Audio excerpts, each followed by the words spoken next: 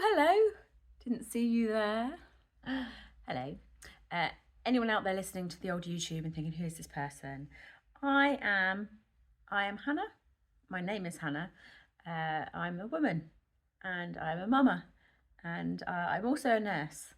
And it's been an interesting journey of finding about how little I knew about health since becoming a mum and how much I knew about sick care, but not about how to actually be well. So that's kind of what this channel is about. If that interests you, maybe stick around. I'm not very PC and I do talk a bit slowly sometimes and I ramble a bit. So if that's not for you, then no offence taken. But if that sounds like your cup of tea, why don't you grab yourself a cuppa or just carry on doing your chores and have this in your earphone or whatever you like. I want to talk today about being misled and really talking about things like food labelling and about what people put across either in health or in business. And it's all about what you lead with. And in this last year, I've got into the world of business. So I started a small business, like small, just over a year ago. Knew nothing about it at all. And the things I've learned this year is basically you can say you are whatever you like. You can present yourself and say, I'm an expert in blah, blah, blah. And you can say that. There's no law. There's some protected titles about certain professional statuses. But for you to say you're an expert or a specialist or whatever it is, accredited, licensed, anything, research-based or what research? You can say anything you like, my point, right? And then the more you see that, the more you see that everywhere. So, for example, food labeling. This is the thing that I've gotten into reading in the last few years is food labeling. Since I've been being more mindful about nutrition or even just starting to learn actually about nutrition being food being nutrition rather than food being like enjoyment, entertainment and something you just do to make yourself, not hungry. Once I've understood that like food is information for your body and the importance of what you put in, because I was grown up with it's how much you put in, calorie counting mindset, which I'm now learning isn't actually that accurate. It's a part of it, but if you're eating the wrong food with less calories, you'll never lose body fat. You might lose muscle mass. Anyway, that's a different video. Point today is I've been looking at ingredients for a while, and one of the first things that shocked me was when I drink double cream, so I popped to a little corner shop and I bought Elmley cream because it's cream, right? I didn't know that it's got loads of stuff in it. It's got loads of other ingredients which I can't remember right now. If I can find the picture, because I took a picture at the time, if I can find the picture, I'll put a picture of the ingredients up. But there's many things in that cream, such as I think seed oils, which is not cream. So that was a shock because it says cream. Whereas, the pure cream from like you go for a Tesco or Sainsbury's or whatever, and you get their own, it's milk. That's the ingredient, which is what you expect cream to be made of, nothing else. So that was the first and I was really shocked. How could they say that it's cream? But it's not proper cream. Anyway, so that was my first little lesson on food labeling. This week came up with another little lesson about mayonnaise. So mayonnaise is one of those things I've avoided for ages because of the content of seed oil in it. Avoiding seed oils, if you're new here, because of inflammation. It has an inflammatory effect on the body. Every seed oil is high in omega-6 compared to omega-3, so it just tips the balance in your body. So it's an inflammatory food. It's almost in every processed food, so it's really helpful if you're trying to avoid seed oils, or if you are, that means you avoid processed food by default because it's in so many things. So for example, this week found mayonnaise because I'm back on low carb, high fat, feeling great. I've been there for about 10 days. I'm feeling so much more energized. I had a bit of a carb withdrawal on day 2. I had an awful migraine, but passed within a day. And then I've just been, just feeling okay last week, and now in the last few days I feel energized. So today I got up at about, I don't know, 5 or 6, which wasn't a plan, but I did. And I didn't need anything to eat until just coming up to 2. So I just wasn't hungry. So I had 2 coffees with cream and milk in, because I'm not no carb, I'm just low carb. So I think aiming for, like, I don't know, 30 to 50 a day, something like that. Anyway, the aim that I'm going for is to keep my insulin levels low so that my body can go into fat burning mode. Because when your insulin levels are raised, your body will not release your fat to be used as energy. It will use other means of energy, such as, first of all, using up all the circulating glucose, etc. So again, not for this video. So this week, mayonnaise was a massive discovery because it just means that I can have that as a sauce with the meat. I'm really enjoying having, like, I had a bowl of chicken just now with mayonnaise. It was just delicious. And this mayonnaise, right, where's the camera thing? Dr. Will's, right, and it's avocado oil mayo, sugar-free. Down Tesco, my husband found it, brilliant. So happy. It's like a scrummy mayonnaise. It's got vinegar in it. So it's like, is it mayo? Is it salad cream? It's like a mixture of both, which is perfect for me because I'm one of those people that used to have mayo, and then I sometimes would put a bit of salad cream in just to give that little tang. So that's it. It's literally made like that, and it's sugar-free and low carb, and all the rest of it, actually. I haven't checked if it's low carb. Let me see. Carbs per 100, 0.1. Yeah, no carbs. So really, really excited about that, happy, and just makes enjoyment of the meals just even nicer.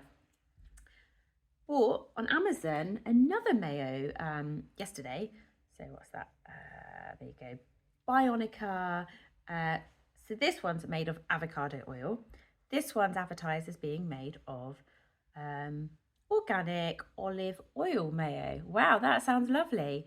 Again, seed oil free, low carb. However, read the ingredients. Excuse you, 40% olive oil, okay, 40% sunflower. So it's just a waste of our money and a big fat lie. And I just think it's really naughty that they do that. Yes, it's olive oil, but it's 40% olive oil and 40% sunflower. So why didn't they choose to call it sunflower oil mayo? Like, why did they decide to put something forward which is true in a sense that it does have olive oil in, but it's not the whole truth, you know? So there we go. Bionica, organics, very disappointed with your advertising. And yeah, so that's that. But it just goes to show, like, you can say anything you like when you market something. Like, you can say, we're going to do this, and then something else happens. For example, had tyres redone today. And he calls me up. We left the car, went to the shop with my little one, and he calls me up, and I couldn't really hear him too well. And he said, yeah, well, I checked it for alignment, and you do need the alignment done as well. And that's going to be £200 in total. And I was like, I'm sorry, that wasn't the price we agreed. I don't have that money. Like, I thought that he'd already done it and was charging me that money without asking, because I wanted tyres. And he said he'd check the alignment, but I didn't expect him to do the alignment, which he didn't, but I misunderstood. And it was that thing, is like, once you're kind of like in somewhere, like once they've got you, and these people I don't think were like this, but once someone's reeled you in a little bit, they can just start like actually then revealing the whole truth, either what it's going to cost or maybe side effects of certain treatments that maybe weren't communicated effectively from the get-go or were not known from the get-go. You know, all of these things that we think that person most likely is operating under a spirit of goodwill and wanting to do their best. But that isn't necessarily exactly what corporations are doing or systems are doing. So whilst I still have high faith in humanity as most people, I like to believe, want to do their best, or at least not do harm, actively harm. But I don't think that applies to when it becomes organisations. I think there seems to be a separate way of thinking, like thinking of organizations as entities separate than the human morality, that people get together and say, well, this is what the company needs to do, this is the vision of the company, this is the values and the mission. And maybe if they don't have to tell the whole truth about things in order to make more money, because companies are there to make money, full stop, but we're kind of led into it excuse me, on this false pretense, and that maybe they care about our health, or maybe they care about our needs, our nutritional needs, or whatever it is. But I don't want to become jaded. But as I'm learning more and more about the business mindset, how the corporate world works, it's quite sad how the average person just believes what they're told. The average person says, oh no, he said it'd be 40 quid, so it'll be 40 quid. My dad is a classic example. He's in his 70s now. He's house sitting at the moment for somebody, and it was arranged via his friend. And so he's been house sitting at this very well-to-do house, and no mention of money has been made yet. And I said to my dad, I said, Dad, you're not going to speak to the lady who owns the house just to see, what the rate will be, just discuss that. And he was like, oh no, I wouldn't want to embarrass her. But the other lady said that she would pay me. And it's that lovely mindset of believing people are going to do what they're going to do and do it fairly. But, oh, I hate to use the word but, is that the society we still live in? Or maybe that wasn't the society we have ever lived in. It was just better hidden. But I don't know about you, in the last 4 years, since the COVID pandemic, it seems to be more and more things are being out in the open at an accelerated pace. And maybe it's the freedom of information sharing. I don't know, but there seems to be lots and lots of podcasts popping up now with like experts in their field. And when I say expert, I use that term lightly because so many people call themselves an expert, but people who are actually doing the science, and actually the people that are doing the science from an academic perspective. So lots of universities have good research-based departments who are doing cutting-edge research, for example, on nutrition. But you always have to look at who the funding is from, and that is the sad state.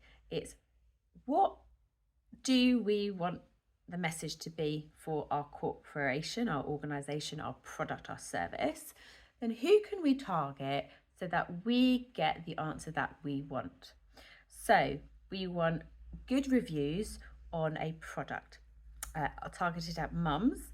So let's do research on mums that we've given lots of free stuff to so that they will then do a good review. It's not payment, but it's, I've done this for you, you can do that for me. And what do they call that? Is it social standing? There's a term in business. It's, I can't remember what the term is, but it's like your reputation almost. So if you get somebody who's got a good following, a good backing, a good title to recommend you or your product, that raises your